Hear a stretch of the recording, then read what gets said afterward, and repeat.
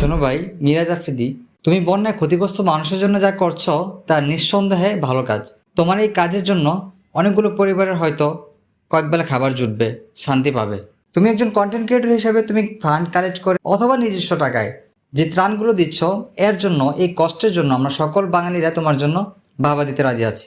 তবে যেখানে তুমি নিজে চলাফেরা করার জন্য আরেকজনকে সাহায্য লাগে, আরেকজনের সাহায্য লাগে, তবে সেখানে গিয়ে পোস্ট করার মাধ্যমে মানুষকে যে বোঝানোর চেষ্টা করেছো যে তুমি সাহায্য করেছো, সেই বোঝানোটাকে মানুষ ততটা ভালোভাবে নেয়নি, আর এটা নেওয়ার কথাও না। তবে জনগণ তোমাকে মন খারাপ করে যাই বলুক না কেন, এর জন্য মন খারাপ না করে সামনে জনগণের জন্য কাজ করার জন্য আরও ভালো মন মানসিকতা তৈরি করো। নিশ্চয়ই তোমার এই ভালো কাজগুলো অন্য কেউ না দেখুক, আল্লাহ তো দেখবে।